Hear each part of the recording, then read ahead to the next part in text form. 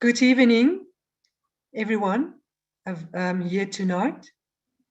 On behalf of SAMA and the Medical Protection Society, I want to wish you all a good welcome, and I hope that each and every one of you will find this meeting on the criminalization of doctors very useful, because I think it's an extremely important topic to listen to and to debate, as this topic would be relevant to each and every one of us here tonight.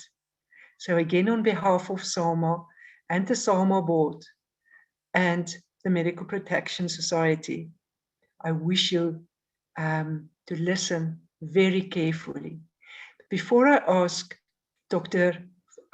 Graham to continue, I would just like to read something to you from that was adopted by the World Medical Association around the criminalization of medical practitioners. And I think it's relevant before I give the platform over to Dr. Howarth. So it was adopted by the 194th WMA Council session in Bali, April 2013, and was reaffirmed by the 217th WMA Council session in Seoul, and in April 2021, with the preamble that doctors who commit criminal acts which are not part of the patient care must remain as liable to sanctions as all other members of society. Serious abuses of medical practice must be subject to sanctions, usually through professional regulatory processes. Numerous attempts are made by governments to control physicians' practice of medicine at local, regional, and national levels worldwide. Physicians have seen attempts to prevent medically indicated procedures, mandate medical procedures that are not indicated, and mandate certain drug prescribing practices. Criminal penalties have been imposed on physicians for various aspects of medical practice, including medical errors, despite the availability of adequate non-criminal redress. Criminalization medical decision-making is a disservice to patients. In terms of war and civil strife, there have also been attempts to criminalize compassionate medical care to those injured as a result of these conflicts. And then the recommendations from the WMA recommends that its members, of which SAMA is a proud member, oppose government intrusions into the practice of medicine and in healthcare decision-making, including the government's ability to define appropriate medical practice through imposition of criminal penalties. Also to oppose criminalizing medical judgment, to oppose criminalizing healthcare decisions, including patients' variance from guidelines and standards. Opposing criminalizing medical care provided to patients injured in civil conflicts. Implement action plans to alert opinion leaders, elected officials, and the media about the detrimental effects on healthcare that results from criminalizing healthcare decision-making. To support the principles set forth in the WMA's Declaration of Madrid on professional autonomy and self-regulation, to support the guidance set forth in your WMA's regulation in times of armed conflict and other situations of violence. Dear colleagues here tonight, I think we should take cognizance of this declaration of the WMA. We should take responsibility for our profession, and we should be led by our own profession, as well as the likes of people as MPS that supports us when we are in trouble, and how we can go forward and move forward to get a better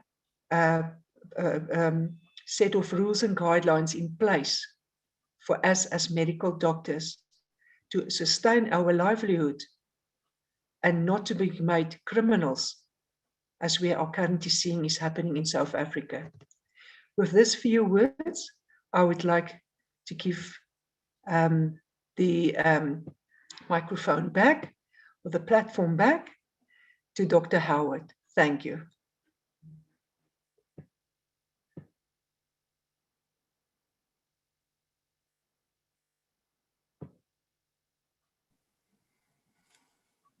Angelique, thank you very much. Thank you for the opportunity to talk on this interesting and important subject to many of your members and hopefully ours as well. Good evening to everyone who's listening. And to me, this is a phenomenally interesting subject, and there's a lot to talk about. This evening, my colleague, Dr. Volker Hitzeroth, and I will be addressing the issue of criminalisation of the medical profession in South Africa. A brief introduction, and then Volker will be talking about MPS's experience in South Africa with civil claims and criminal charges. I'll be talking a little bit then about inquests, charges, arrests, and bail. There was a lot of interest in this area about 18 months ago when there was those unfortunate incidents in Johannesburg. Volker will then be talking about clinical negligence and culpable homicide. And then I'll go on to levels of blameworthiness, which is an area that really interests me. We'll end off with a little bit about our global experience of gross negligence, manslaughter, and culpable homicide from other countries around the world. There's been a couple of success stories. We're certainly hoping that we're going to move in that direction in South Africa. But one thing's for sure, it'll be a slow and arduous process, and it'll need the input of an awful lot of people, and particularly associations like the South African Medical Association can make a very, very strong contribution there, representing the medical profession. So without further ado, I'm going to move on to the next slide, I hope.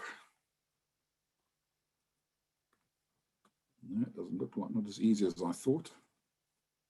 Let's see. There we go.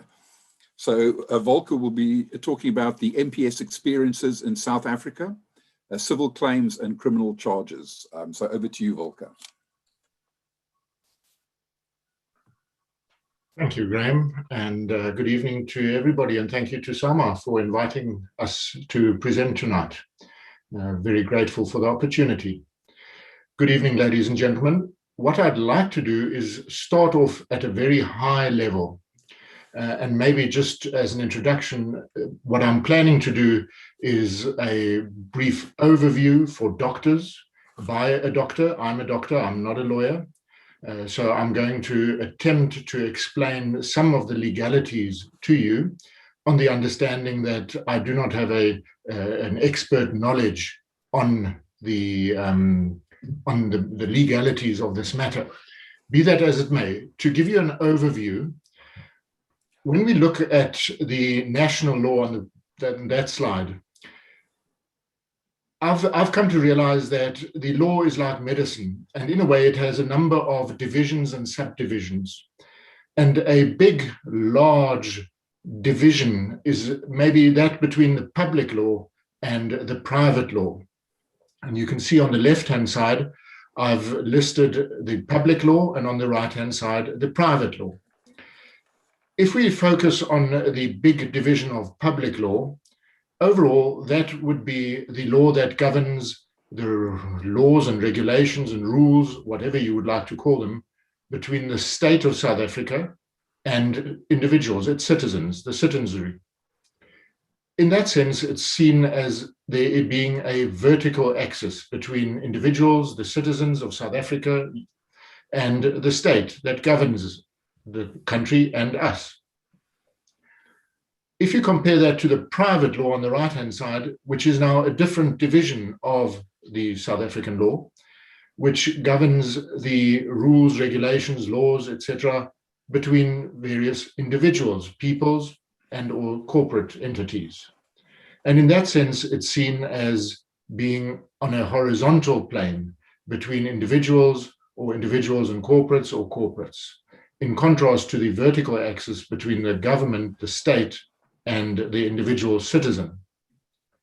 So that's a very high level overview, just to mark out the playing field. On the next slide, you'll see that I've gone into some further detail. And there you can see again, on the left-hand side, I've marked the column of public law, and on the right-hand side, the column of private law. Some of the subdivisions are written down here. So in the area of public law, there is the division of constitutional law, administrative law, environmental law, criminal law, and a few others.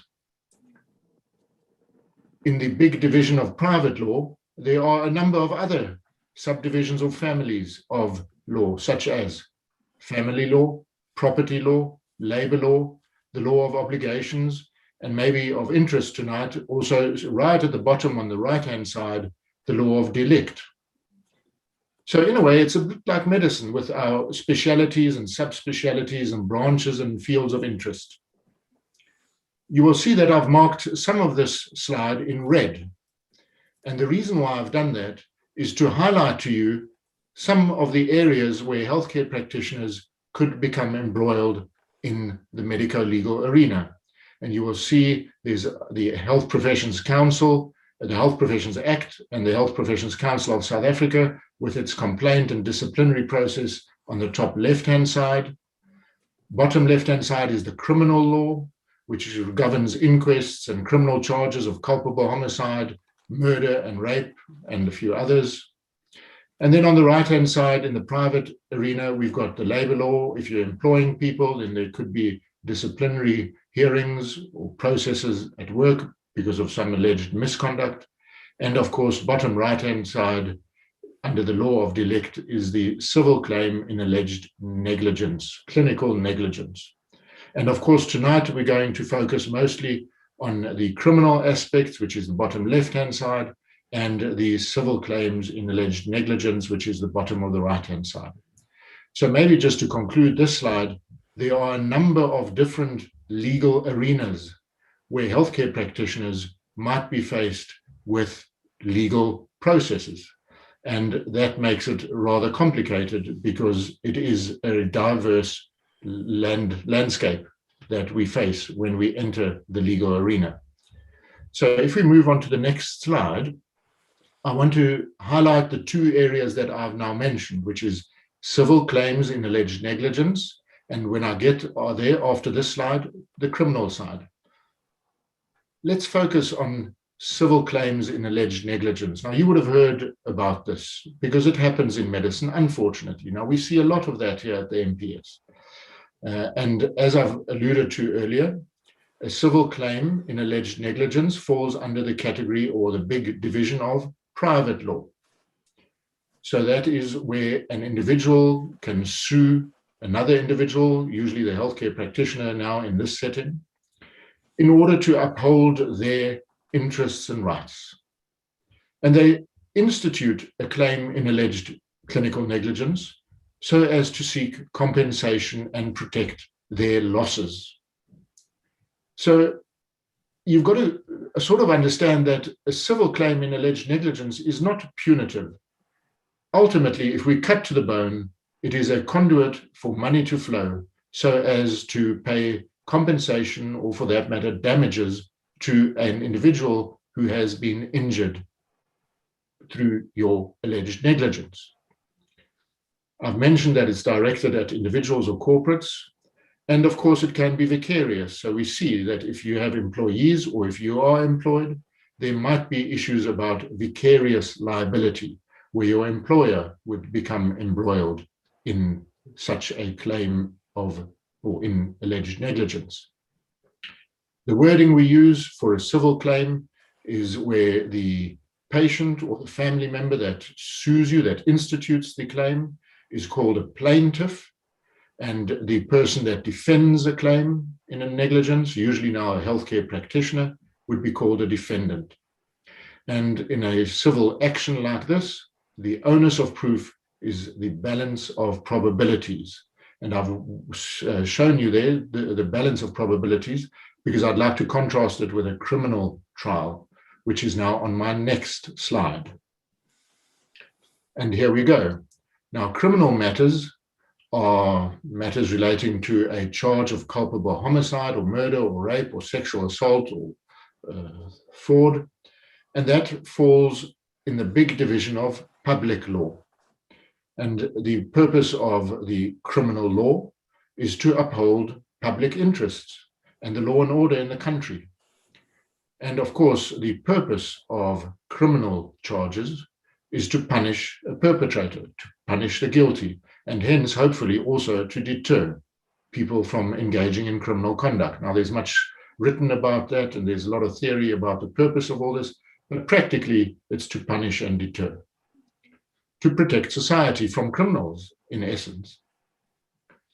The criminal charges are usually instituted and directed by the National Prosecuting Authority on behalf of the state of South Africa, and the person who is having to defend this would be called the accused, and of course in this setting that could be a healthcare practitioner who becomes the accused, who then has to face the state bringing these charges with the NPA acting on the state's behalf.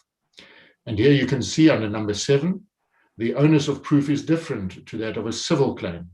Here in a criminal setting, the onus of proof is somewhat higher, where the state has to prove beyond a reasonable doubt that you are guilty of a criminal act or omission. The state has to discharge that burden of proof, so they have to prove that beyond a reasonable doubt you are guilty of a crime. And of course, the outcome usually reflects on the accused person and their personality and their personhood, their moral standing, because a guilty finding or a conviction of a crime usually damages the individual's relationship with the society that they live in.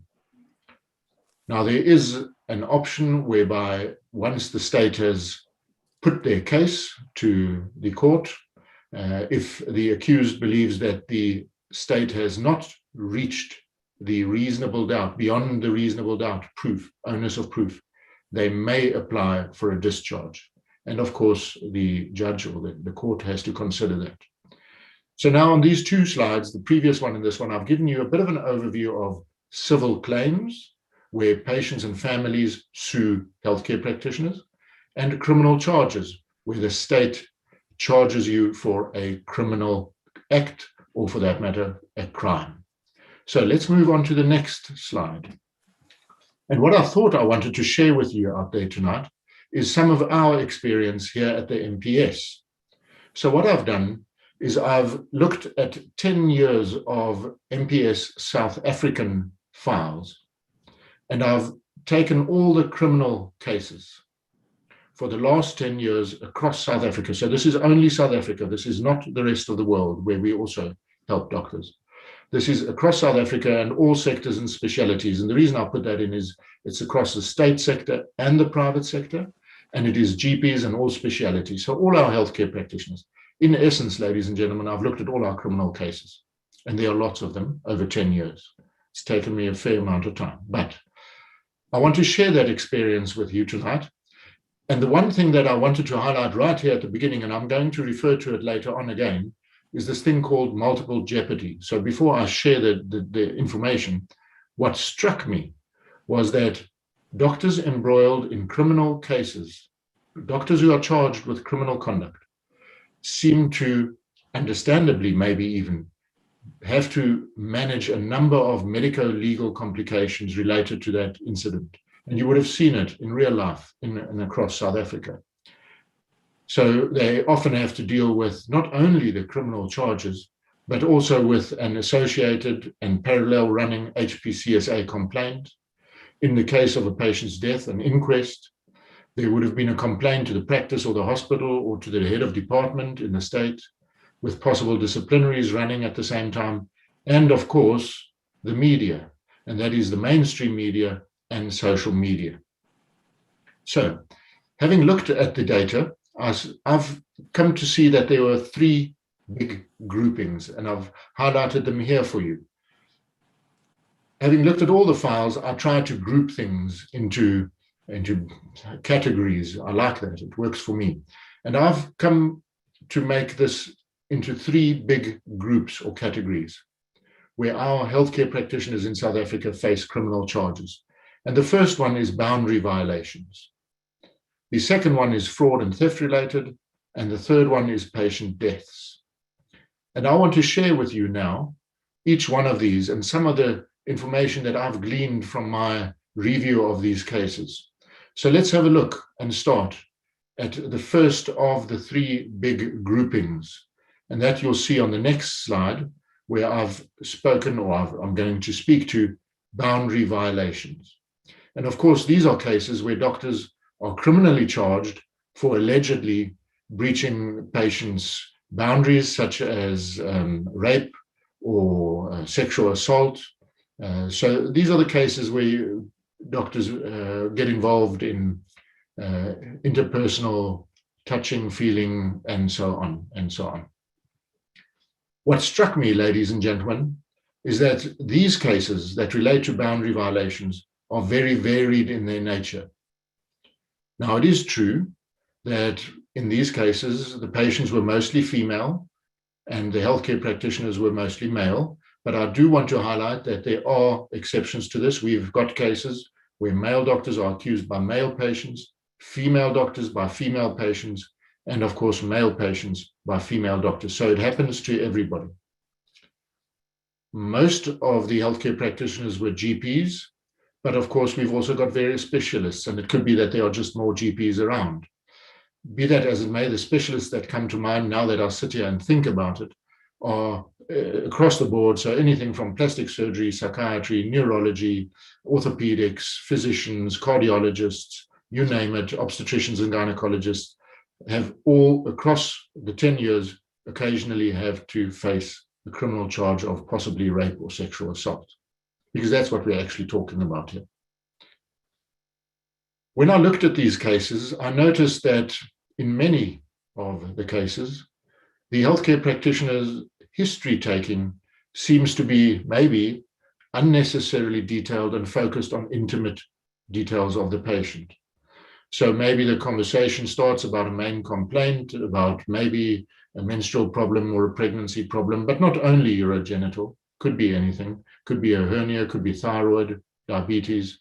And then the conversation slowly moves into maybe a bit more relationship history, and from there into intimate details, some of which I would think might not be quite necessary. And of course, after the history taking, an examination follows. And I have noticed that in this sort of scenario, the healthcare practitioner often asks the patient to fully undress, and then seems to maybe over-extensively examine the patient. And of course, there's always poor communication, and there's virtually no proper and detailed explanation of what happens. So I have some cases, I've seen them, where there seems to have been a misunderstanding and maybe not a clear criminal act. But patients don't understand what is happening. They have a doctor asking detailed questions that seem quite personal, and then they get examined in a very intimate manner.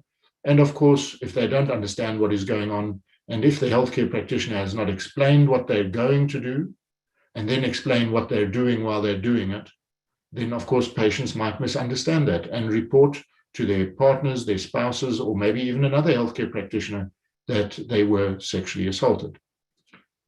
Unfortunately, number 8 on that list, ladies and gentlemen, in fact, I think I've had one case where there was a chaperone present. And in fact, that was a case that was dropped.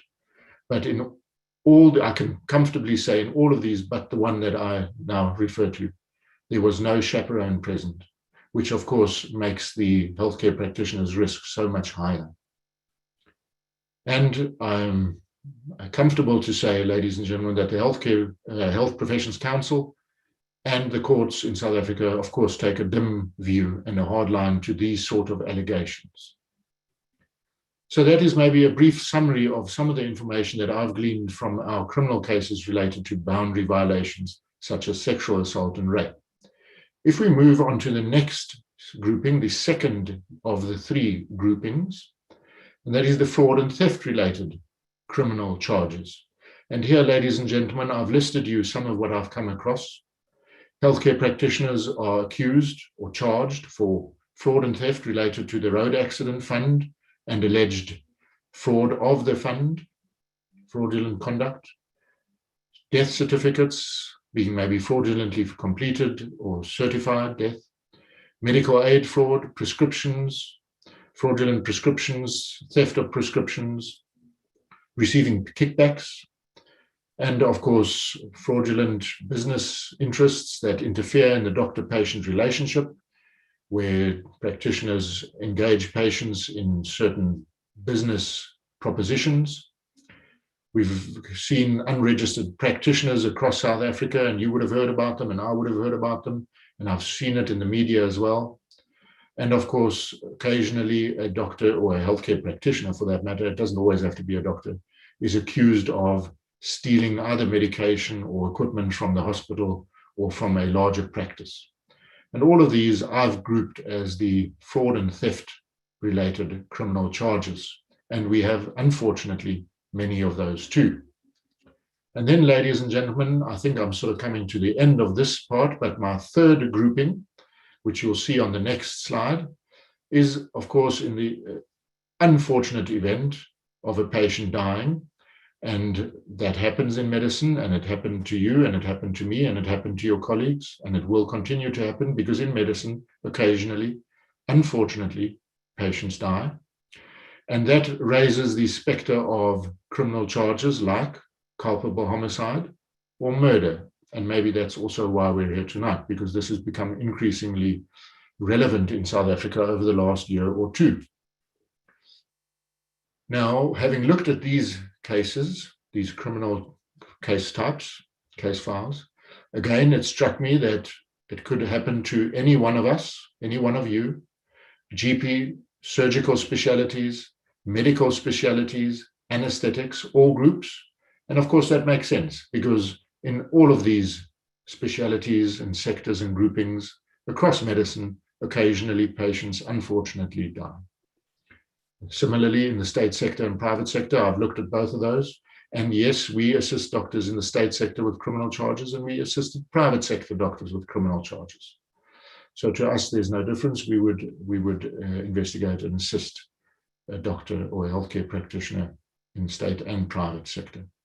And maybe then coming towards the end of this one, just to reiterate what I've noticed is that specifically, of course, with patient deaths and culpable homicide and murder, but all criminal situations, the healthcare practitioner, unfortunately, is experiencing an extremely stressful time because they have to deal with a number of medico-legal complications and ripples that were triggered by this single unfortunate, sad event. And hence, they often have to fight their corner on numerous medico-legal consequences. And as I've mentioned, not only the criminal charges brought by the state, but also a complaint at the Health Professions Council, and of course, inquests, complaints, disciplinaries, and the media, because this, of course, feeds the media mill. And there's nothing like a good story in the Huisgenoot, or the U magazine, or the Mail and Guardian, or the Sunday Times about a doctor being in the dock. So I think that is the end of my first talk.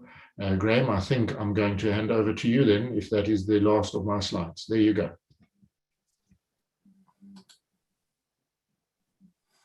Right, thank you very much, Volker. I'm going to be talking a little bit about inquests, charges, arrests, and bail. We know that this interests people because that's what one tends to see on occasion, sadly, in the newspaper. We had those photographs and some television coverage 18 months to 2 years ago following the arrest of 2 doctors. So I'll be talking a little bit about those subjects. And I thought I'd start off with a little bit about unnatural deaths. And for this, I went back to a webinar that Volker and I and Nicola Kane gave, along with Isak Loftus, about a year ago, about death itself and the importance of the administrative processes that involve doctors around the death of a patient. And of course, the death of a patient initiates an administrative process, which to a large extent is dictated to by the Births and Deaths Registration Act. Remember, although we're doctors and practice medicine, there's an awful lot of acts of parliament that influence us quite substantially, and I'll be talking very briefly about a couple of those tonight, not in any degree of detail. So first of all, you'll be aware of the death notification form, the so-called DHA 1663.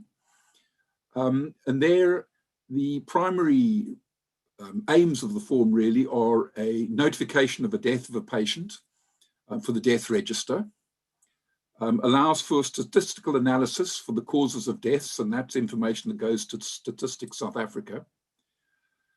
But when filling in a death notification form, it also burdens a doctor with the decision of whether a death is natural or unnatural. Now, I'm not going into the details, but an unnatural death is defined by the Health Professions Act, and also to an extent by the Health Professions, the National Health Act and the Health Professions Act.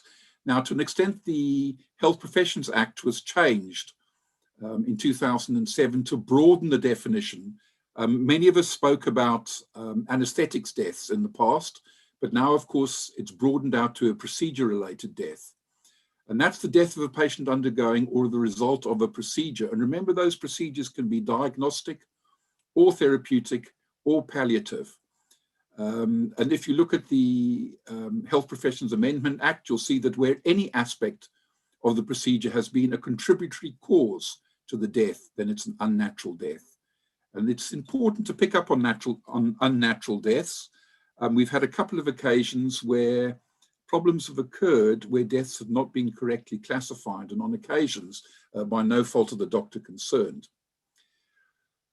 You'll be aware of the fact that if there is an unnatural death, then the investigation thereof is determined by the Inquest Act.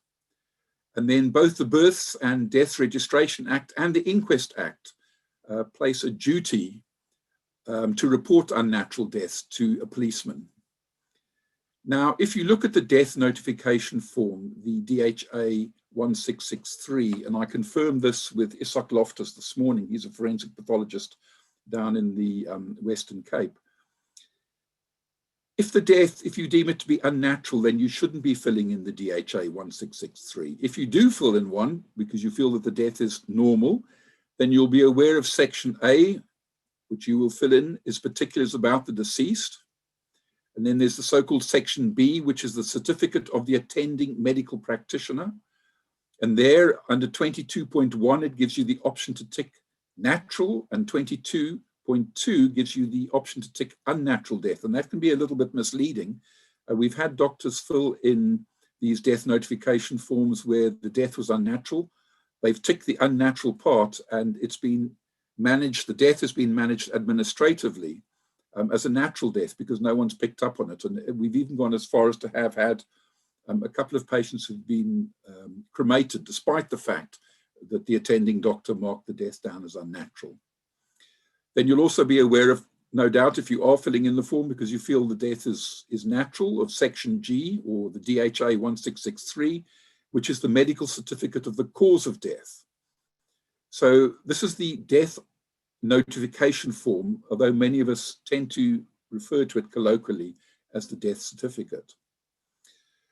So in essence, if a patient dies, I suppose there's one of three options available to you. You can be absolutely certain that the death is natural, in which case you can freely fill in the DHA 1663 A and B.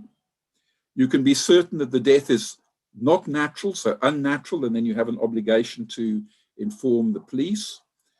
Or if you're unsure, then you'd be well advised to speak to the local forensic pathology service. And if you do so, particularly if they decide that the death is natural and you can fill in the DHA 1663, is that you document the conversation well. Now, turning to inquests, we're aware of the fact that there is a duty to report an unnatural death to the police. Once the police are aware of the unnatural death, they have an obligation to investigate the unnatural death, and this is all covered in the Inquest Act, which is interestingly quite an old act from 1959. If the body of the deceased is available, then a magistrate, if he or she deems it necessary, can have a post-mortem performed. Once the police have completed their investigation and they report to the public prosecutor may wish to investigate the death further, or if the public prosecutor decides there's going to be no criminal proceedings or criminal proceedings are not to be instituted, then they can turn over the file to a magistrate. Now, the magistrate's job for an inquest is relatively straightforward. If you look at what they have to ask, although inquests themselves can be very complicated. Our experience in South Africa is the vast majority of inquests occur administratively on paper, and an inquest is not heard in a magistrate's court. But when they are heard, they can become extremely expensive.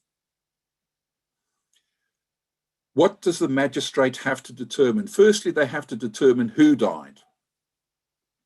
They have to determine why the individual died. So they're interested in the cause of death. They are interested in when and where the patient died. And also they're interested in whether the death was brought about by the act or omission that could amount to an offence. So the magistrate's also interested in the possibility of an offence there.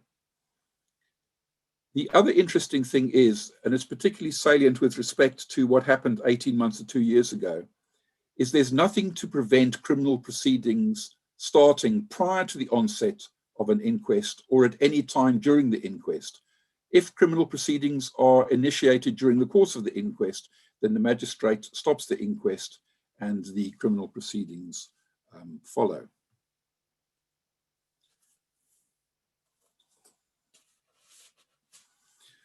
What about the charging of a healthcare professional with a criminal offence? Well, how do these deaths come to the attention of authorities? Now, it always interests me when I see in the paper that the family brought criminal charges against a particular doctor. That, of course, is not the case at all. Essentially, what may occur if the family is worried and they feel that the doctor or someone else is responsible for the death, they can go to the police station and report what they feel is a crime. And that's happened on occasions where the police have come involved as a result of the fact that the family has reported the death as a possible crime to the police. Once the police become aware of the possibility of a crime, they open a police docket. The police officer interviews the patient. They normally take a statement from them, often in the form of an affidavit.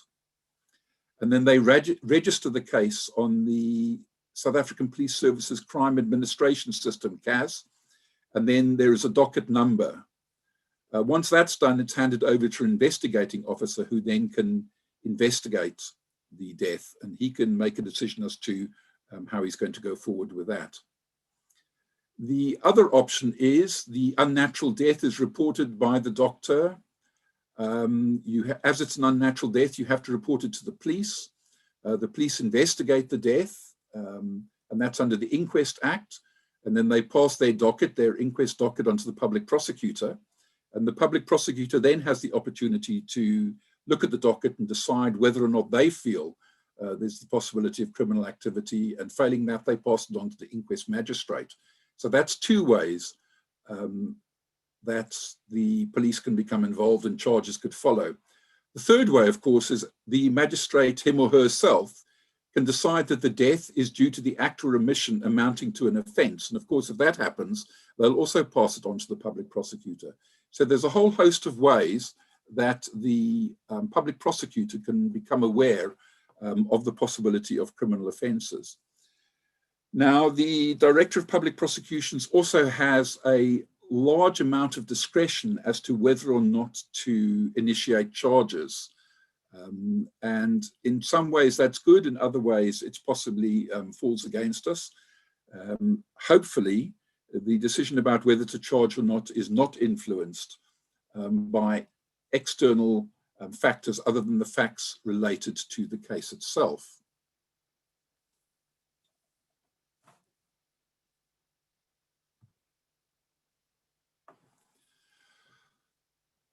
Perhaps the most disturbing to us is when we see doctors being arrested and paraded in front of the media, and you see pictures of doctors in handcuffs waiting to go to court. And that's what happened a year or so ago. I think there's a couple of things to remember, is that with the cases that we're involved with doctors, it's seldom a hot crime. It's not as if the crime is ongoing. Almost inevitably, the alleged crime occurred in the past. So one is looking backwards. It's not as if you're a danger to society as things go on. There are also a couple of advantages that we have. We have fixed addresses, we have professions, we normally have assets, and those all count in our favor against the possibility of arrest. But arrest is a possibility. How can the charges be brought to your attention? Well, firstly, by written notice, or alternatively by summons, or possibly the warrant of arrest. The warrant of arrest is the one that worries us the most, I suppose. Arrest without a warrant would be unusual in the case of a doctor. That's normally when a crime is ongoing. So the public prosecutor normally has had a lot of time to investigate the case prior to the doctor becoming involved. And they have a lot of discretion, and then they make a decision as to whether or not to charge the doctor. I think it's important to notice, and I know that the public prosecutor picked up an awful lot of criticism in the press about those previous arrests, but it is important to remember that there is a code of conduct that they are bound by. They have policy directives and circulars that all determine how they should react, and also whether or not they should charge a particular individual. If they decide to arrest a doctor, then you've got to have the involvement of a magistrate as well, because a warrant of arrest needs to be signed by a magistrate. And once the warrant of arrest has been signed off, then the opportunity is there for the police to arrest a particular doctor. Now, I would say in any 1 year, we have maybe 10 to 15 doctors arrested. To the best of my knowledge, we've had no charges of culpable homicide this year. Normally what happens is the doctor is phoned and told that the police wish to arrest him or her. The doctor has the opportunity to phone a lawyer. Obviously, if they're MPS members, we're very keen that they should phone us, and we can make the necessary arrangements. Usually there's a mutual agreement that the doctor will present him or herself to a police station at a particular time. And then the doctor is arrested, and the police then go through the formalities. So once the doctor's been arrested, they are normally detained, and then they are what they call processed. When you're processed, you are told why you have been arrested. If you don't have a lawyer, you're informed of your rights with respect to a lawyer and bail rights. Normally fingerprinted, and blood might be drawn. They might be able to take DNA analysis and photograph you. More often than not, one's handcuffed prior to going to court, and then you might be held in a police holding cell. And normally one is given the opportunity to give a warning statement. So these are all things that occur once the doctor has been arrested. Once you've been arrested, you are then taken to court, charged, and then the issue goes around the eligibility of bail. Now, normally, with respect to doctors, we don't have problems with bail, the reason being that the crime is not ongoing, it's a historical crime. The doctor has a fixed address. As I said, you've got income and assets. You're not criminal in nature normally. If bail is given or allowed, as it usually is, there'll often be conditions. And those conditions could include not being allowed to travel out of the area, or if indeed, if you do travel out of the area where you live, then you have to inform the South African Police Services. Seldom allowed to travel overseas. There's issues about who you can communicate with and who you may not communicate with. Of course, there's a whole host of consequences related to the arrest itself. You've got the bail conditions about travel and who you can see. As we've seen historically, there's the intense media interest, almost inevitably following the media interest. If the healthcare professional or doctor is not reported to the Health Professions Council, they often pick up the problems from the media. Admission privileges can be affected, and we've seen that on occasions. So there's problems for a doctor with respect to their income. And then there's also obviously psychological issues. I mean, it's very, very difficult. You know, I think for the average doctor, if you've been arrested and bailed, that in itself is a punitive process. So it's very difficult for doctors who've been arrested. So that's just a little bit about the importance of distinguishing between a natural and an unnatural death, a little bit about inquests, what they're about, what the inquest magistrate is interested in ascertaining from the inquest. The fact that an inquest doesn't have to be held before criminal charges are brought, that an inquest can be stopped, and then just a little bit about the unpleasant sequence of events that occur should a doctor indeed be arrested. Now, Volker, I'm going to hand back to you. Thank you, Graham. Thank you. What I thought I'll do now with my second section or second talk is delve a little bit deeper into clinical negligence and culpable homicide. So if we get to the next slide, I'm going to start talking about these two particular medico-legal complications. And I'm going to just wait for Graham to move the slides. There you go, Graham. Thank you. If you can just move the slide. Starting off with a claim in alleged clinical negligence.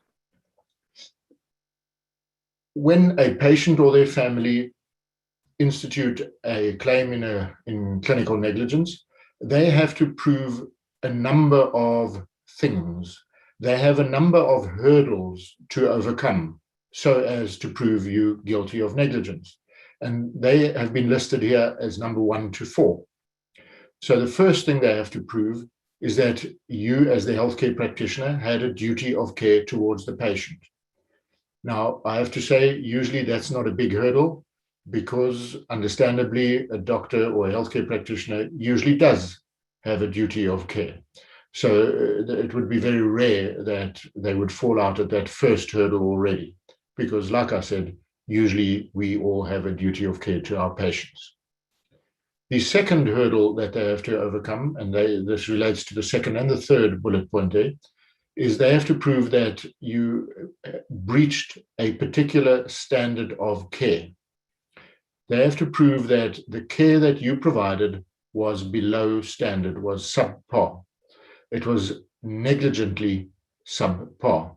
And the way to prove that is by proving that you acted less good or unreasonably below the standard of a reasonable doctor in that same situation. So the standard of care is that of a reasonable doctor or healthcare practitioner in similar circumstances.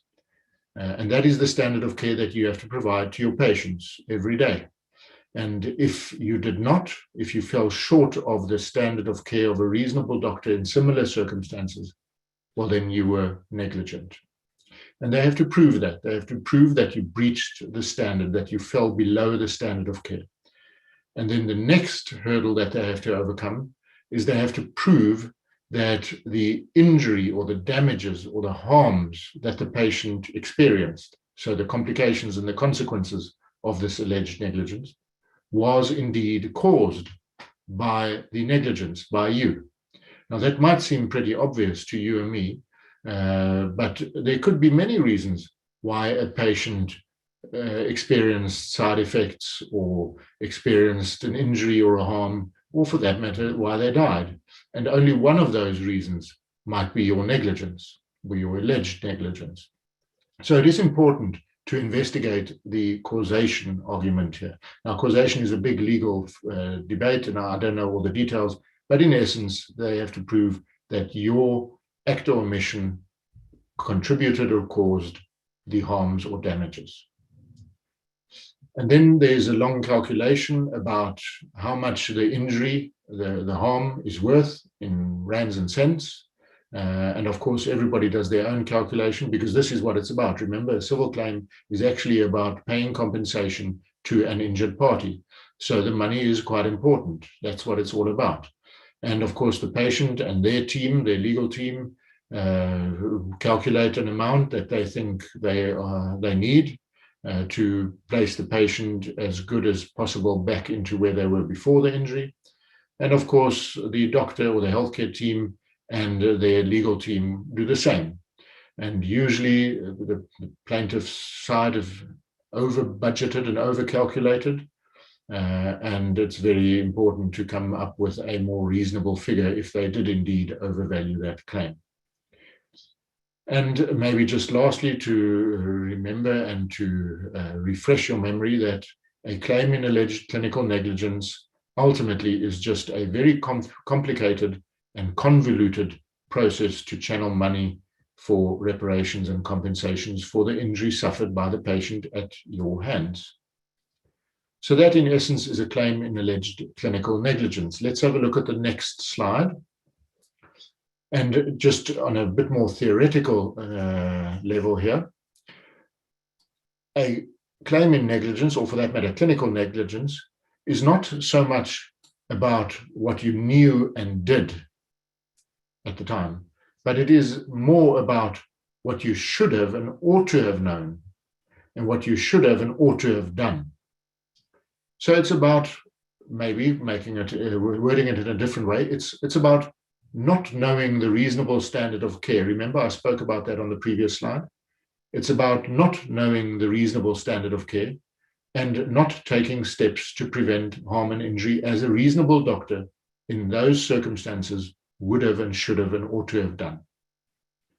And now you've heard me refer to the reasonable doctor. And of course, the big question is, who is a reasonable doctor? Because the standard here that you will be judged according to is that of a reasonable doctor in similar circumstances. So what is a reasonable doctor? And that's a big question because there is no reasonable doctor. It's a theoretical construct. It's a construct that the courts use to come up with a standard. So there is no person called the reasonable doctor. And of course, you will think you're a reasonable doctor, and I will think I'm a reasonable doctor. And hopefully we are, all of us.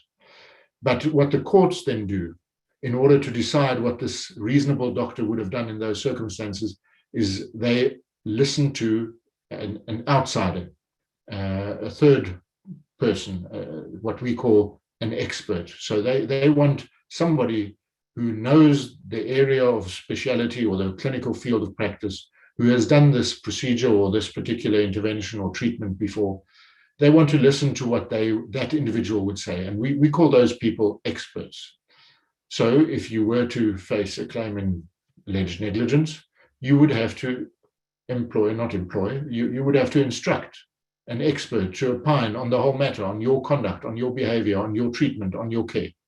And that external expert has to give an opinion. And that's an expert opinion. And we use many of our experts to opine on clinical matters. And of course, the court then would have to listen to that expert, and that expert would have to be examined and cross-examined in a court. And that is maybe why I want to conclude this slide with the word objective, because it is an outsider's view. So there is an objectivity to this. And I want you to remember this word objective, because I'm going to get to that again later on. So in clinical negligence, there is an objective test of reasonableness, reasonable conduct. And that objective test is that of an outsider, an expert who opines on the whole matter and then decides whether or not you acted reasonably as a reasonable doctor in those circumstances should have acted. So that is clinical negligence. Now, we are often asked whether or not there are degrees of clinical negligence in South Africa. And of course, there are no degrees of clinical negligence. Even if you were teeny weeny tiny bit clinically negligent, you were still negligent. And a court might find you to have been negligent. So either you're negligent or you're not. You can't be just a little bit negligent. Where the degree of negligence comes in is, of course, not in the breach of your standard of care, but more so maybe counting in mitigation and or sentencing. So there the judge or the court can then consider if you were just a little bit negligent. But usually you are either negligent or not, and then follows the rest of the court case. So maybe on the next slide, I'm now going to move this talk into a slightly higher gear, because now we're getting to the criminal part of this talk. And in South Africa, there are only 2 crimes that relate to homicide. And you will see where this is. The first one is that of culpable homicide, and the second is that of murder. But let's look at them in somewhat more detail and see how they are defined in South African law. And firstly, culpable homicide is the unlawful, negligent killing of a person. And you can see I've underlined the word negligent, and we've spoken about negligence. So this is where they link up. Culpable homicide is the unlawful, negligent killing of a person, and it is an objective test as determined by an external measure. So that's where an expert on the reasonableness comes in. It is not intentional, so there was no intent to kill somebody. It is negligence, unintentional. And I'd hate to say it is merely negligent, because it is not intentional. But unfortunately now in culpable homicide, negligence caused the patient's death. If we compare that to murder, which is defined as the unlawful, intentional killing of a person, and I've underlined the word intentional.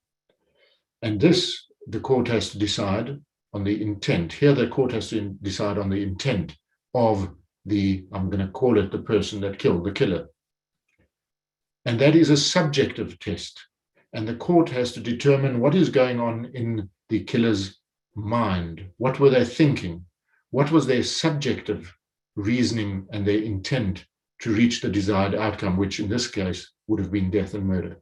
So there's a difference. There's an objective test for culpable homicide, and there's a subjective test for murder. And objective is an external measure, and subjective is what's going on in the individual's mind at the time or just before the alleged crime. So let's move on to the next slide. And the difference here between these two, between culpable homicide and murder, the difference is in the form of the fault that is required. And I've said that for culpable homicide, the fault is negligence, which results in a person's death. Now, negligence can happen, and sometimes patients die because of that negligence. And then it could escalate from mere clinical negligence and become a charge of culpable homicide, as the patient has now died. And that will hopefully make you think and sit up. Of course, the fault for murder is that intention, and you will see the word dolus, and we'll speak about that later on. So the intention is there to kill a person, and hence it is murder.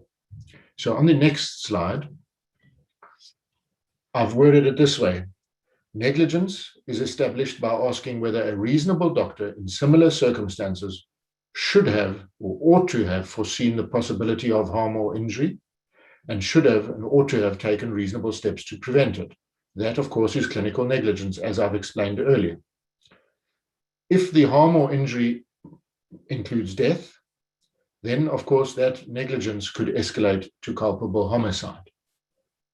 And on the next slide, you'll see, if I put it another way, coming from this side, culpable homicide is established by asking whether a reasonable doctor in similar circumstances should have and ought to have foreseen the possibility of death, and should have and ought to have taken reasonable steps to prevent it, i.e., was there objective foresight of the actual event being death.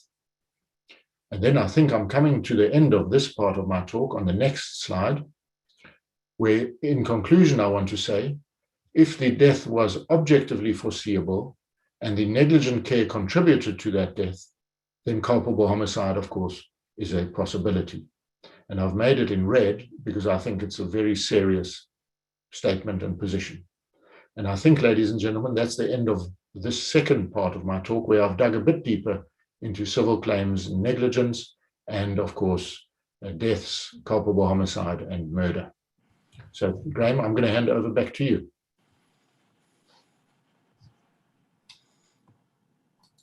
Thank you, Volker. I'm going to talk a little bit about levels of blameworthiness. Now, this is something that's really interested me for quite a number of years now.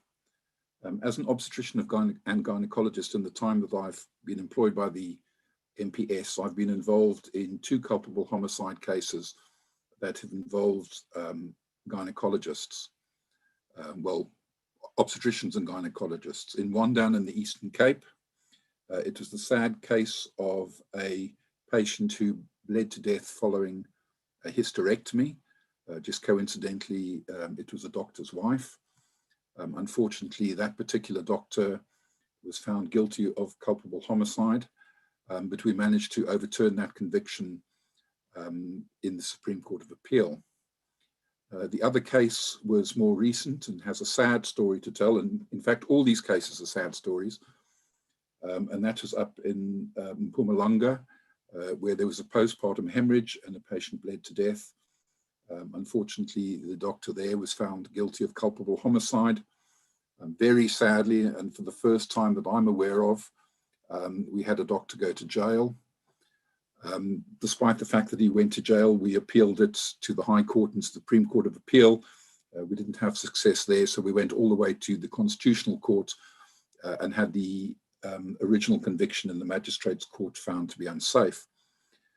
But what struck me in both of these cases, that even if you accepted, and I'm not for a moment saying it was, but if you accepted that there was negligence, then what Volker was saying is absolutely true. It was inadvertent. These doctors went to work on that particular morning. They definitely weren't thinking about allowing a patient to die in their hands. This was at worst an oversight that occurred, and yet they found themselves in criminal court. And that started getting me thinking about levels of blameworthiness. And I really have thought long and hard about it for the last 18 months. And I think now I'm starting to get some understanding of the concept of blameworthiness, that I've reflected on it an awful lot. So I'm going to share some of those reflections with you. And how can we blame someone who does something inadvertently? So I'm just going to talk about a couple of things first. Professional and autonomy, or professionalism and autonomy, then a little bit about responsibility, accountability, liability, then talk about blameworthiness and punishment. Of course, we are professionals. That gives us a degree of autonomy.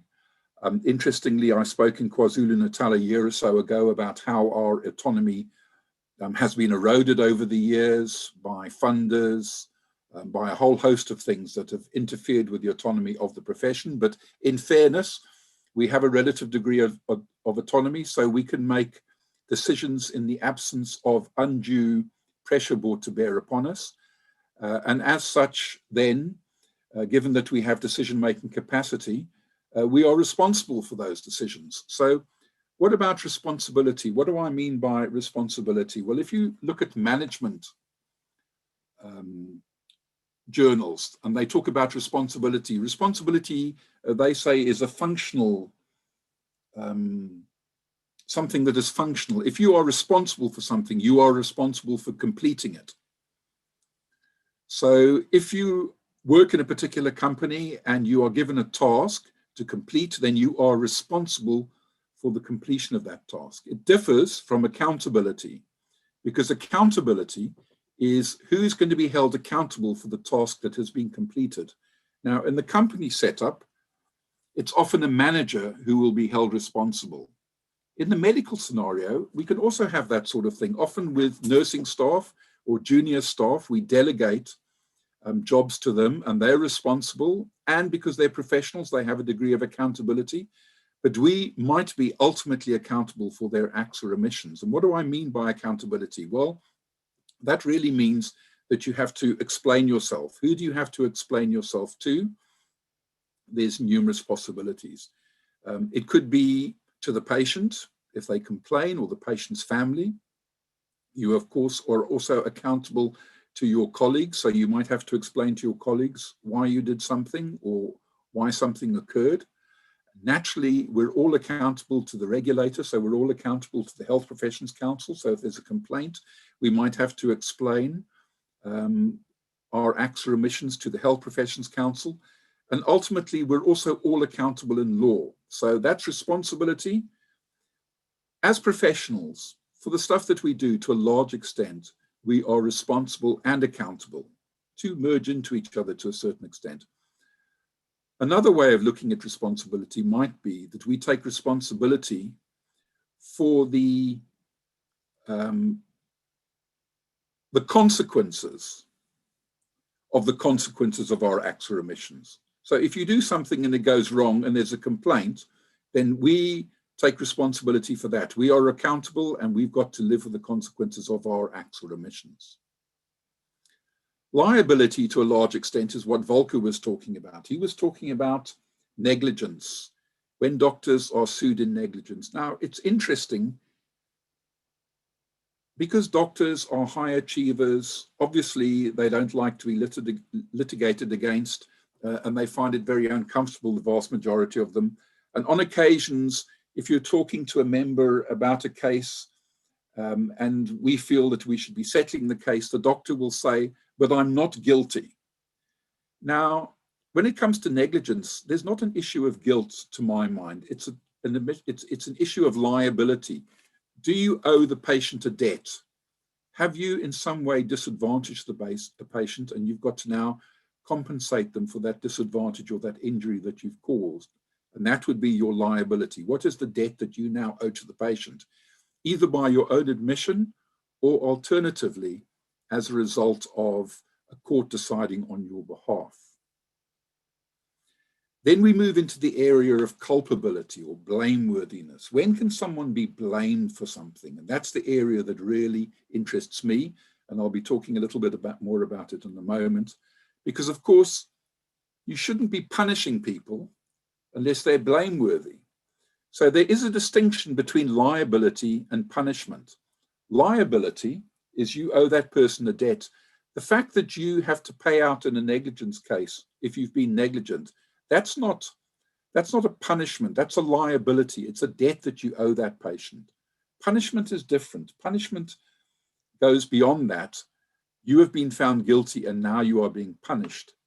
And it's one of the things that we also find on occasions. If a doctor is fined for something, they'll turn to us and say, "Well, surely you must pay the fine.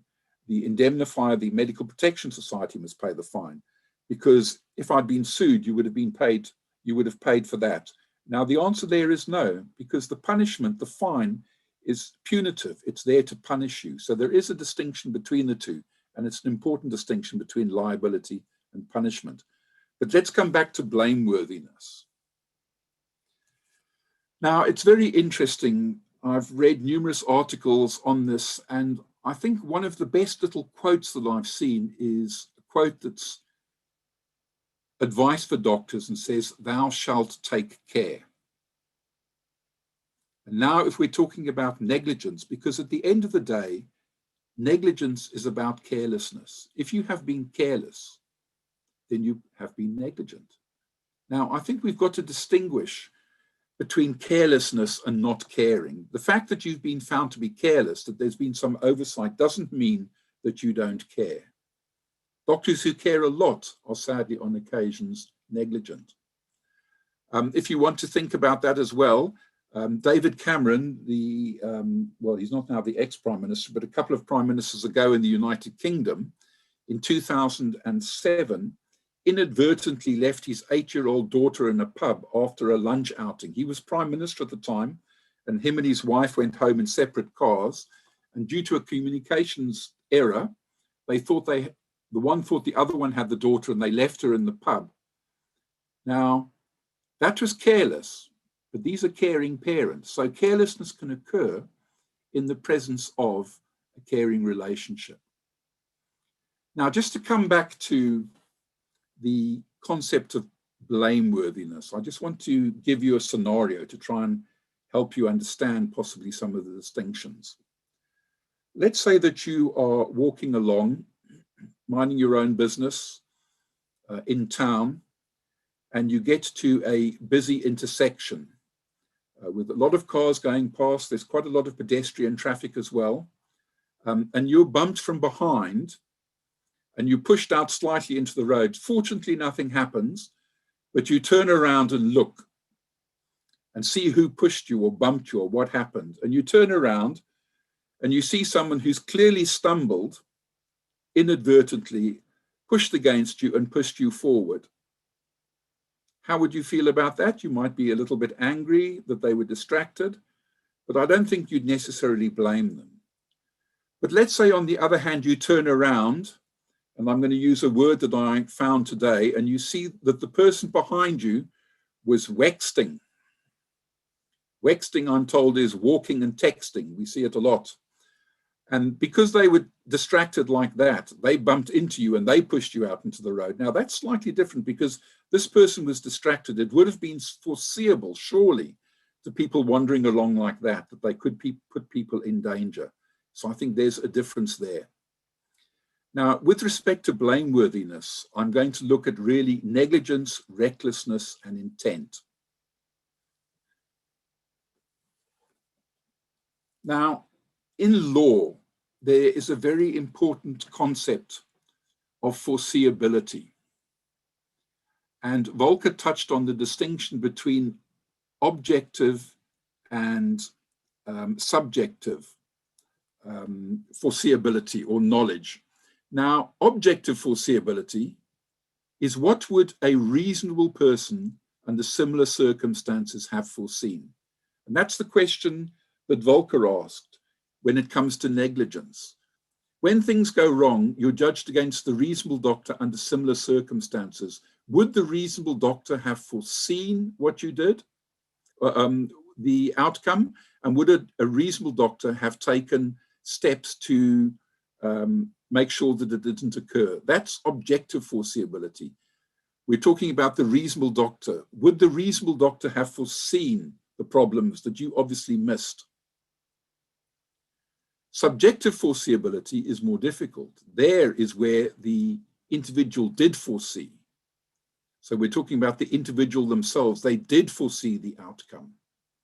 Now, if you do foresee the outcome, then you're in a much more difficult position, because in South African law, then we're moving into the area of intent. As soon as you have intent, then you have a state of mind, and a state of mind with respect to the misdemeanor. Now, those levels of uncertainty, of certainty or uncertainty, let's see that you foresee an outcome that is possible, but you decide to continue nonetheless. So to a certain extent, you've been reckless. You haven't been negligent, because the negligent actor doesn't foresee the outcome, although they should have. The reckless actor, on the other hand, foresees the outcome, but comes to terms with it and continues anyway. Another level of certainty could be where something is inevitable.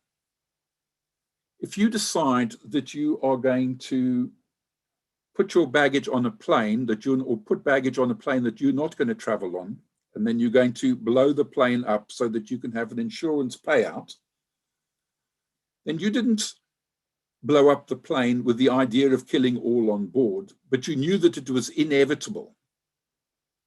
Whereas on the other hand, if you blow up the plane in anticipation of killing someone, then you know that that's definite. You know that when you blow up that plane, you know that there's an intent to kill someone and you would kill someone. So those are the areas of distinction. So now let's talk a little bit about the concepts of blameworthiness. Now, if you read about road traffic accidents, you'll see that often in many publications now, they don't talk about a road traffic accident, they'll talk about a road traffic collision. Because the term accident implies that the accident was not foreseeable, or alternatively, if it was foreseeable, it was not preventable. Now, the vast majority of traffic accidents probably are foreseeable and then also preventable. With respect to negligence, the person did not foresee. It was inadvertent, but we know that they should have foreseen. With respect to recklessness, we know that they did foresee, but they reconciled themselves to that risk. And then with respect to intent, you get the indirect intent, the direct intent, and maybe even worse still, the premeditated. And that's, for example, where someone decides that they want to kill someone and they not only kill them, but they go out and buy a gun in anticipation of killing them and then kill them. So if you're talking about blameworthiness, surely for an accident, one is not blameworthy. With negligence, you didn't foresee, but you should have foreseen. Is that blameworthy? That is an important philosophical question for the lawyers to answer. With recklessness, you did foresee and you reconciled yourself to the risk. Already we're moving into the area of intent, and I think you're almost definitely running the risk of being blamed there. And obviously, if there's intent, they can be indirect or direct, but if there's intent, I think most people would anticipate that you probably are open to being blamed. So the area of dispute really is about the area of negligence. Now, often when someone's been negligent, they hold themselves guilty. They think to themselves, if only I'd done X or if only I'd done Y. So to a certain extent, they hold themselves guilty. But in law, with the exception of culpable homicide, you're not found guilty of negligence. It's not something that you are blamed for. So there could be a sliding scale. If you look at the legal philosophy about it, some people feel that negligence is blameworthy. The vast majority seem to think that negligence is not necessarily blameworthy. So then we move into the area of the degree of negligence. And I think that was what Volker was talking about, and we'll talk about it a little bit later when we look at other countries and how they approach the difficult questions that we are looking at the moment. So if we look at blameworthiness, if we're looking at negligence, remember here, you did not foresee, you didn't act as the reasonable man or woman reacted, or reasonable doctor.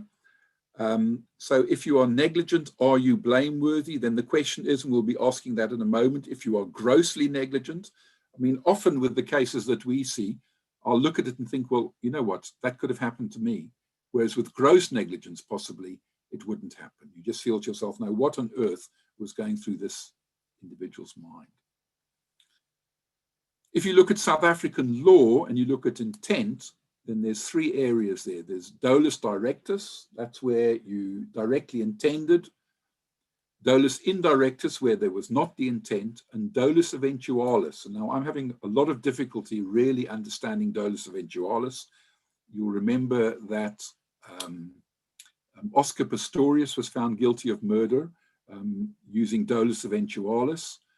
Dolus eventualis also comes into the current murder allegations in the case currently in South Africa. So dolus eventualis, to my mind, comes closest to recklessness. What the prosecutor would be saying is that the individual did foresee the poor outcome, but reconciled themselves to the risk. So that is a very brief overview of the concepts of blameworthiness. Going back to autonomy, responsibility, accountability, liability, culpability or blameworthiness, and then on to punishment, which is another subject altogether. Excuse me.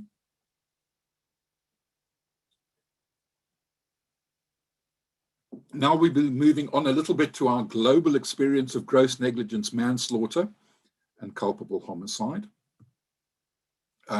We've got experience from around the world.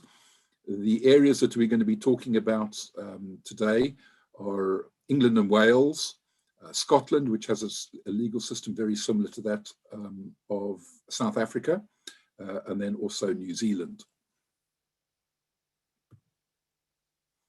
So I'll be talking a little bit about New Zealand. Volker will be talking about England and Wales, and then we'll move on to Scotland, and then we'll be bringing the presentation to an end. So in New Zealand between 1989 and 1993, there was 3 convictions for medical manslaughter. And in this one in 1990, in summing up, the judge explained that the case against the doctor was based entirely on the contention that he made a mistake through carelessness on one occasion. And there was an unhappiness there, just as I've listed now, that it really is about carelessness. It was about an inadvertent mistake. And why on earth would that be a criminal offence? So in New Zealand, the fallout from that is they formed the New Zealand Law Reform Group, really to have a look at the criminal code and how to bring about accountability in medicine. A driving force there was Professor Alan Merry, and we've had a couple of meetings with Alan, along with Sama as well, where we've spoken to him about what happened in New Zealand and how they did it, and how the changes came about. Now, in New Zealand, prior to 1997, the threshold for being found guilty of manslaughter was just negligence. But they moved it in 1997 to require a major departure from standard care expected of a reasonable person in the circumstances. So I think that's a massive change. So really, in essence, they were moving from negligence to the concept of gross negligence. So that's a move from what would a reasonable doctor do or have done, right over to how unreasonable was the care given. The Health and Disability Commissioner in New Zealand also had a few words to say about the concept. They felt that criminal prosecutions frustrate the disciplinary mechanism for health professionals and accountability that's already in place. The fact that you are prosecuting doctors for criminal offences in the absence of ill intent is totally unreasonable, and that is what Angelique was talking about earlier on with respect to the document that she was talking about. Does not benefit the loved ones of the deceased patient. They don't get an explanation necessarily or an apology, and it impairs their ability to get closure. May hinder rather than promote accountability. There's also the concern that fear will drive medical mistakes underground. Now, with respect to benefit the loved ones of the deceased patient, no explanation or apology. In South Africa's adversarial system, if a doctor is charged with culpable homicide, unfortunately, only a single story can go out. The doctor can't go and speak to the patients about it. We've got to be very careful of the story that goes out, and that can be extremely difficult for the healthcare professionals concerned, particularly if they want to speak to the family. So there's a host of reasons why we should consider moving away from where we are. Over to you, Volker, on England and Wales. Thank you, Graham. Yes. And maybe just to let you know that between 2013 and 2018, there were 151 cases of suspected gross negligence manslaughter involving a healthcare practitioner that were referred to the Crown Prosecution Service. Now, the Crown Prosecution Service is the equivalent of the National Prosecuting Service. Of those 151, 85 had no further action taken after receiving police advice and Crown prosecution input, and that happened at an early stage. So quite early on, 85 were thrown out. 43 were thrown out a little bit later, after the CPS decided to take no further action. There were 7 prosecutions, 4 convictions, and 3 acquittals. And there were further 16 cases that were still being considered by the Crown Prosecution Service. So that's quite a large number, but many thrown out, but of course very stressful for the ones that were investigated. Then, if we move on to the next slide, I'm going to just mention 4 very prominent ones. You might have heard of them. The first one was Dr. David Sellu, and if I recall correctly, he was a colorectal surgeon who was asked to consult on a patient who had a knee operation. He spent 15 months in prison, I think. Dr. Bawa Gaba was a pediatric registrar, and that was quite recent, so many of you might recall that case. She had a patient who had Down syndrome and a cardiac defect and then died of sepsis and cardiac arrest, and she was having to face many, many problems. Dr. Cornish, I recall, was an anaesthetist who had to deal with a postpartum hemorrhage, and I think he was acquitted, and the judge was very clear that there was no case to answer for. And Dr. Rudling and Thomas were 2 GPs who allegedly missed an Addison's diagnosis in a child, which is a difficult diagnosis to make, and after a few roundabouts in court and at the GMC, were also found not guilty, and the judges dismissed and threw the cases out.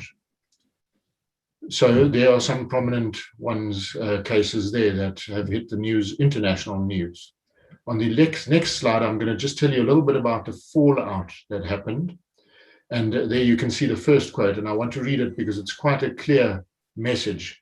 Charging doctors with manslaughter following a medical error may be an emotionally satisfying way to exact retribution.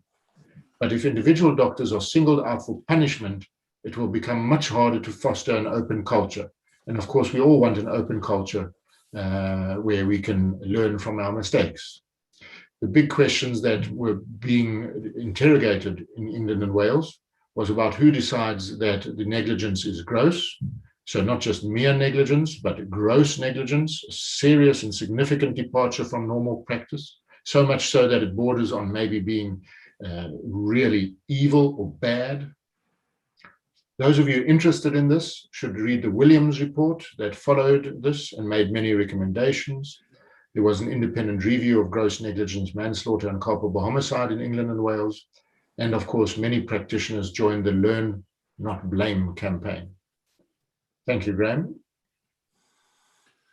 Right, maybe just a few words about Scotland. In Scotland, culpable homicide is used to mop up killings which are not perceived for one reason or another as sufficiently serious to deserve the label murder. Now, you'll be interested to note in Scotland, they use the same terminology as we do in South Africa, culpable homicide, although interestingly, if you listen to the Afrikaans translation, it is manslag. But so in other words, culpable homicide is used to mop up on those killings. But they say a degree of want of care which is grave, but also a state of mind on the part of the accused which is wicked or amounts or is equivalent to a complete indifference to the consequences of his conduct.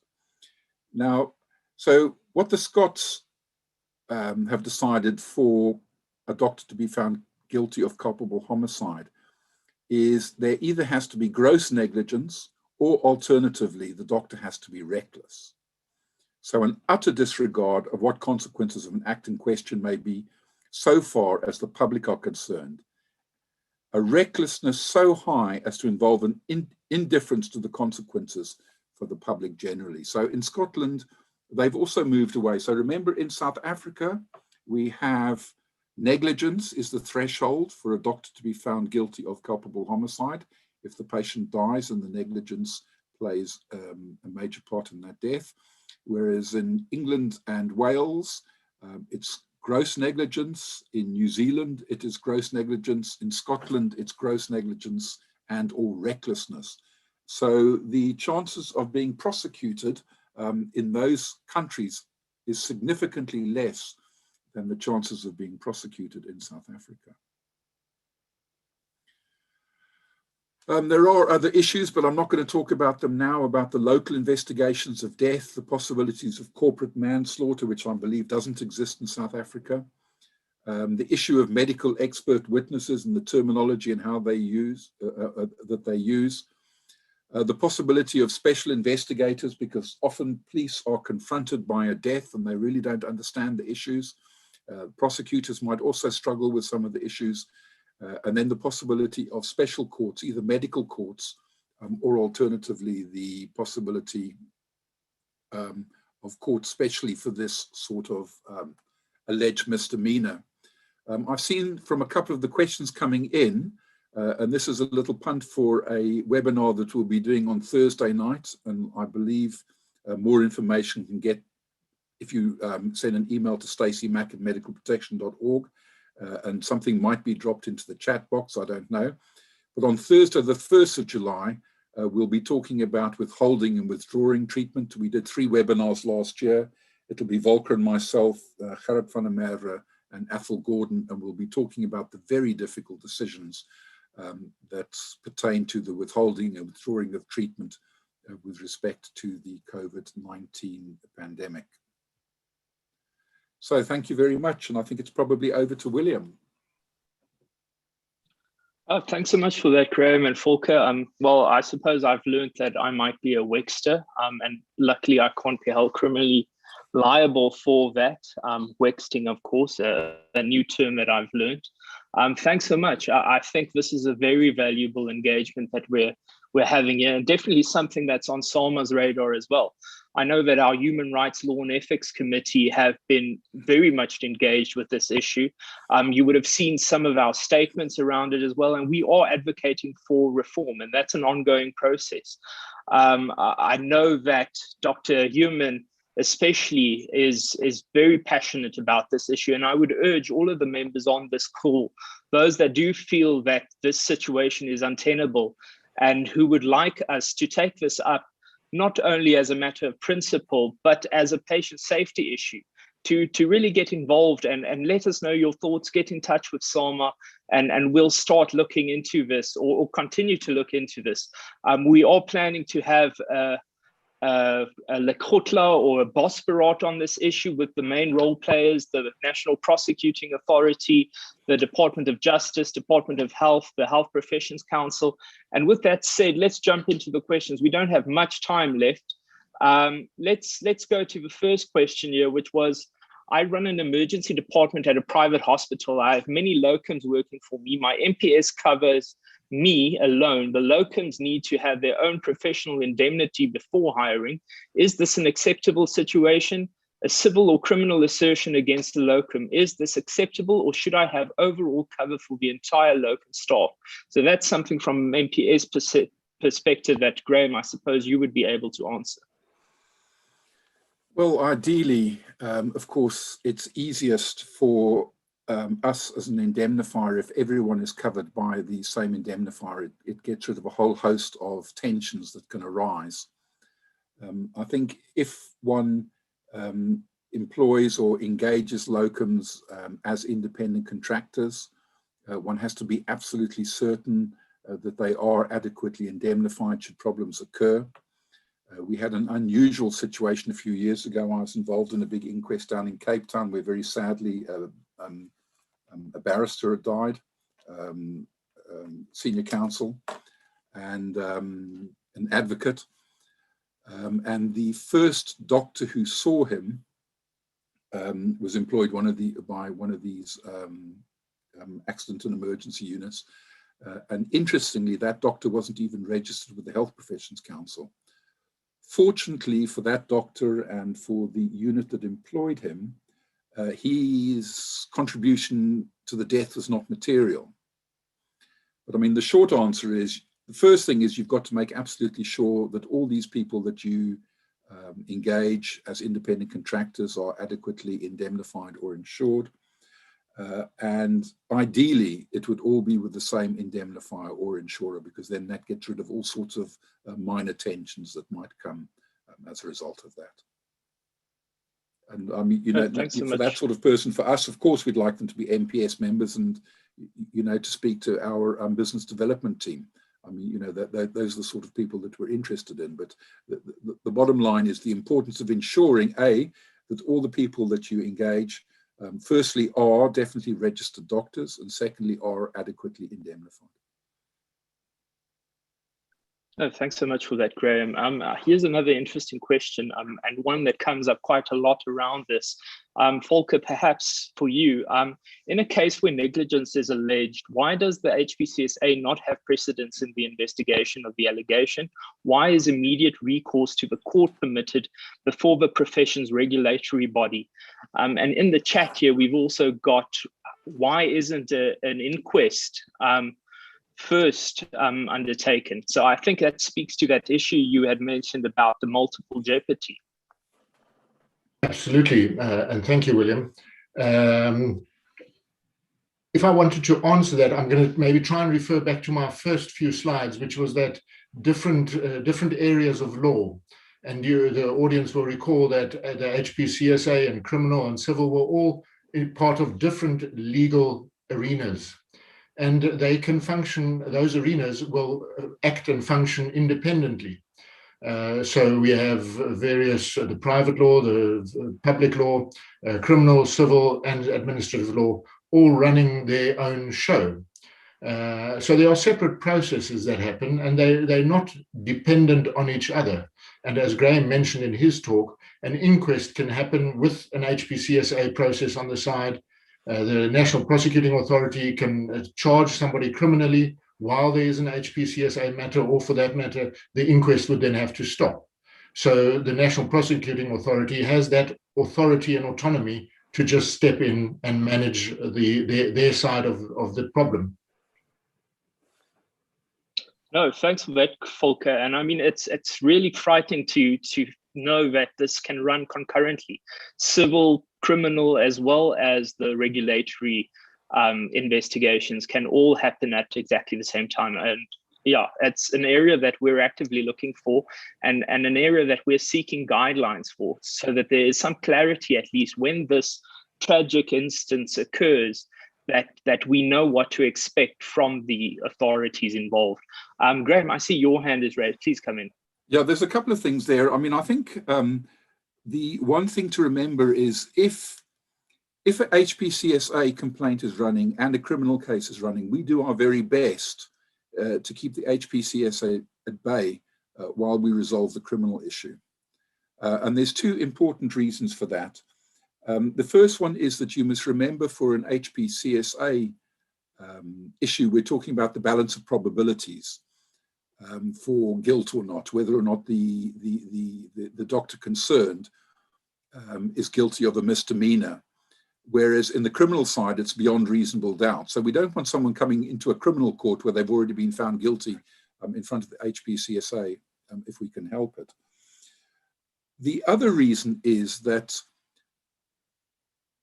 HPCSA is personal. I mean, your registration is at risk. But criminal is very personal.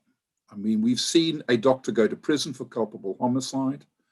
My understanding is that if you are found guilty of a murder charge, then a prison sentence is mandatory. There can be some mitigating factors. And hence, and I mean, this is one of the, you know, if I could give people, if you get caught in this dreadful maelstrom, there's two things that you have to know. If you are arrested, don't speak to the police without a lawyer present, because you can say things inadvertently that can imply foreseeability and intent. So if you've been arrested, don't speak to the police in the absence of a lawyer. The second thing is, and this is extremely difficult, is the story has to be tight. The narrative has to be tight. You can't speak to the press. You can't speak to your friends. You can't speak to relatives or colleagues, because that can come out in court and be to your disadvantage. And that's one of the main problems, to my mind, with the criminalization of doctors. Because basically the shutters have to go down, and we want to be open. If there's a problem, let's be open about it. Let's resolve the issue as quickly as possible. Let's be open and honest about it. And the moment that there's criminal charges and someone's at risk of going to prison, one has to be extremely careful with the narrative that gets out. And, you know, this is very, very difficult for those involved, because of course they want to tell people what happened. They want to explain their situation. And that's probably one of our biggest problems, is limiting the narrative that goes out.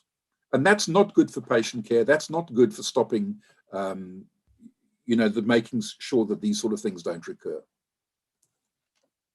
Yeah, you make a very good point there, Graham, about stopping these instances from recurring and having to have an open culture around this. And those that are interested in reading more about it, have a look out for some of the writings of James Reason, as well as Sidney Dekker. He's written quite extensively on this issue of criminalization in the airline field as well as in the medical field.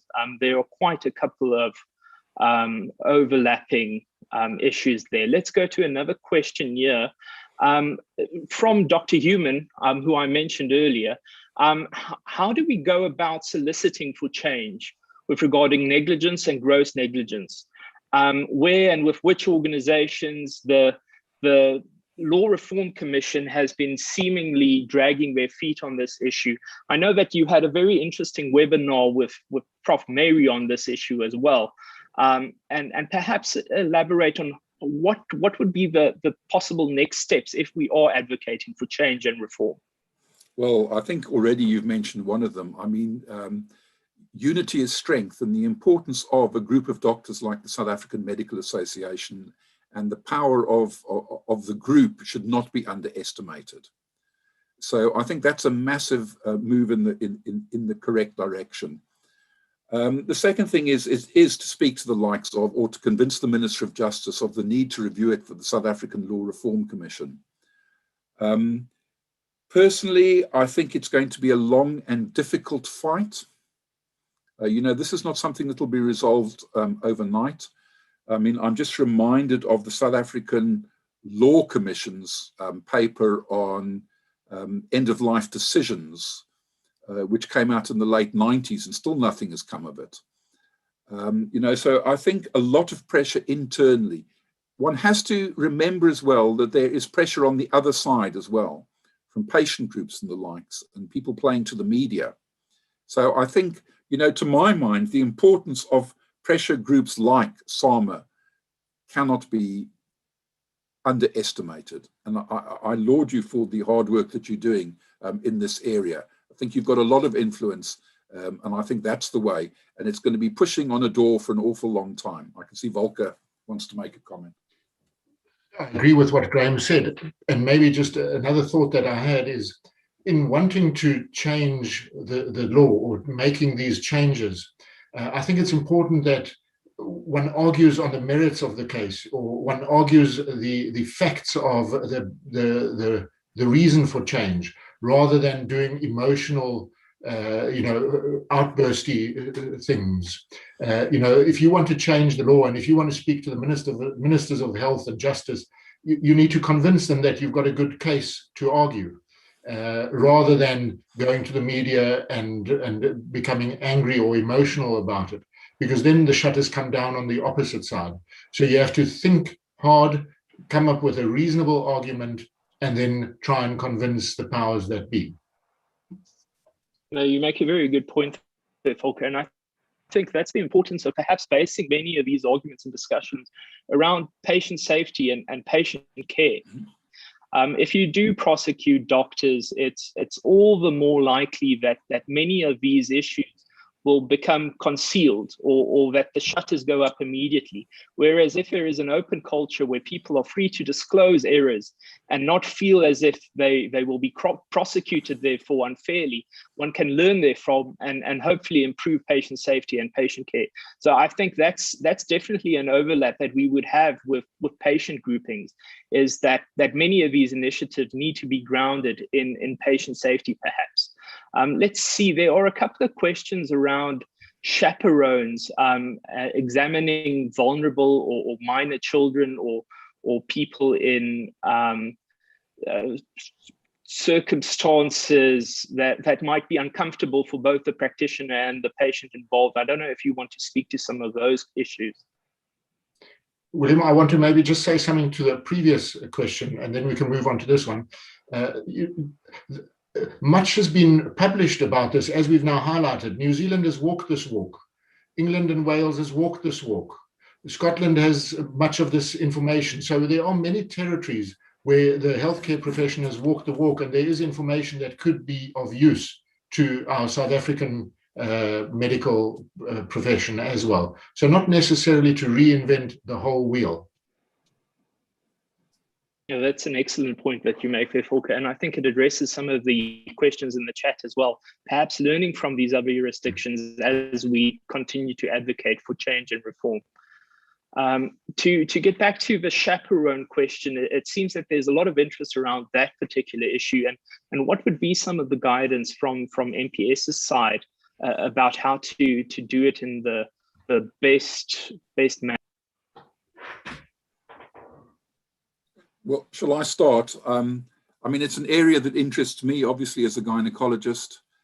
Ames Dye, I wrote an article with Ames and her unit from WITS, the bioethics department, in about 2014 that appeared in the South African Medical Journal.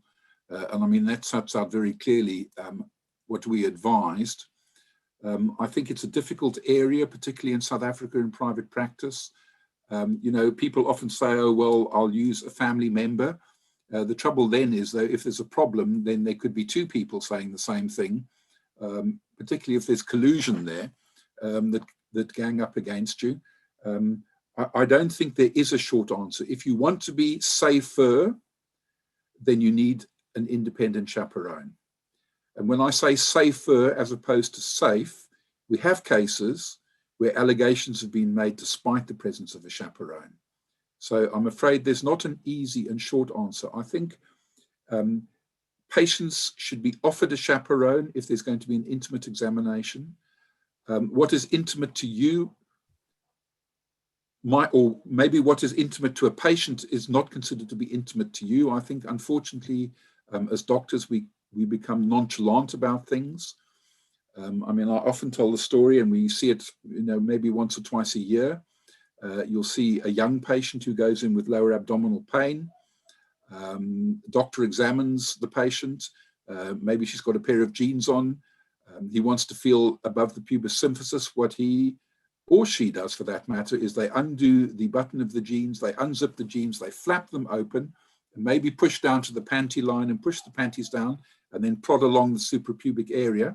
Now, for us, that's an everyday event, and every doctor can understand it.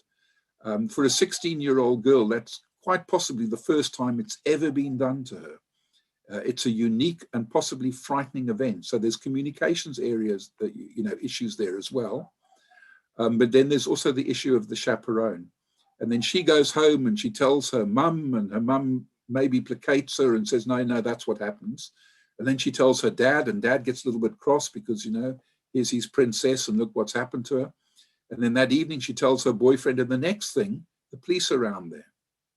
So I think, you know, the things to think about are communications. Make sure a patient knows what you're doing. And then secondly, at least offer a chaperone and document what the patient's decision is. I would say that's the starting point. Oh, thanks so much, Graham. And then perhaps as a final question, this is something that also gets raised quite a lot.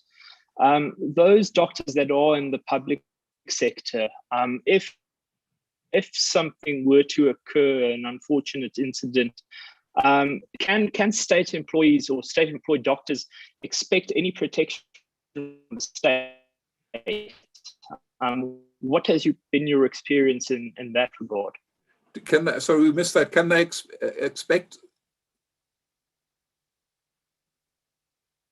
Can they expect any protection or support from the state if they were involved in an incident, perhaps culpable homicide, etc., or alleged incidents such as that?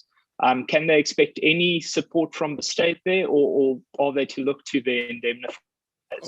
I don't want to speak on behalf of the state, but I can tell you that we are assisting a doctor at the moment who's been charged with culpable homicide in Pretoria, and it's a court that's going to be heard in the Johannesburg Magistrates Court. I think I would be reluctant to rely on the state to protect me in a culpable homicide charge, particularly when it's also the state that is prosecuting me. I think it'd probably be unusual if you look at the Treasury regulations. If memory serves me correctly, one of the exclusions for the Treasury regulations is a criminal act. I can tell you from my own personal experience, I was a consultant at Califong Hospital.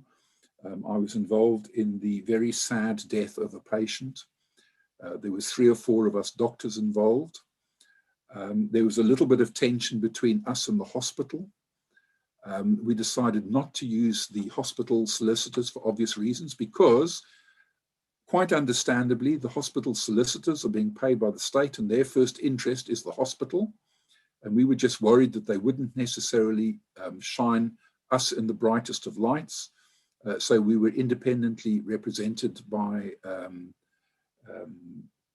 senior barrister advocate instructed by the Medical Protection Society. So I think when it comes to state cases, you know, you've got to be very careful. And I think just to dispel a myth, state doctors who belong to the MPS get exactly the same service, with one exception, and that goes around claims, because the state doctors are covered by the Treasury regulations.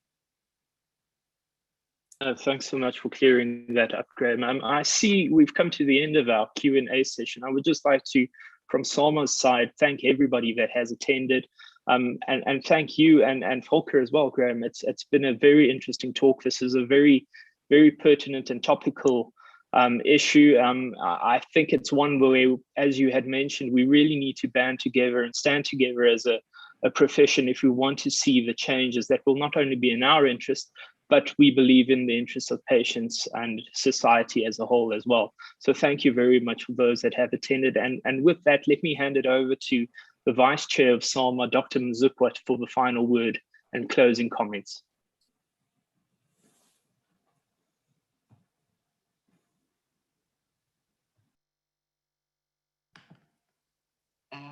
Thank you so much.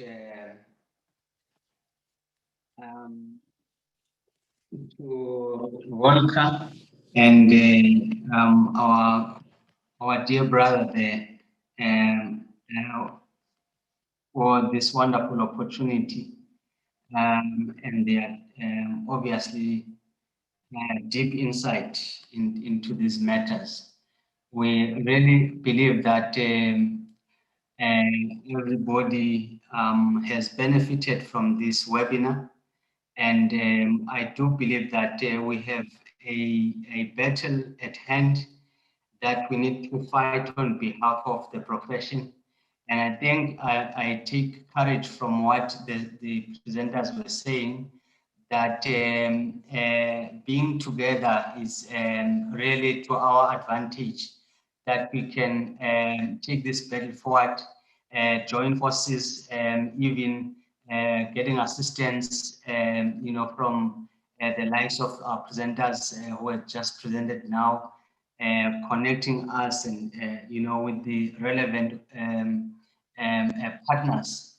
But I do think that we owe to this profession to stand together and to challenge the status quo, because if we don't do that, it will leave a serious dent to the profession.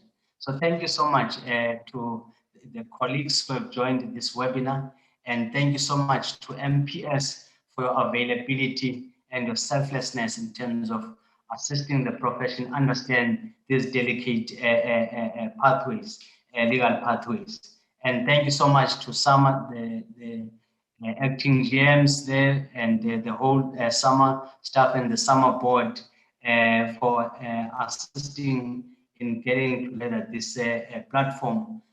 Thank you very much. I think colleagues have a great night and enjoy the rest of the night. Thank you.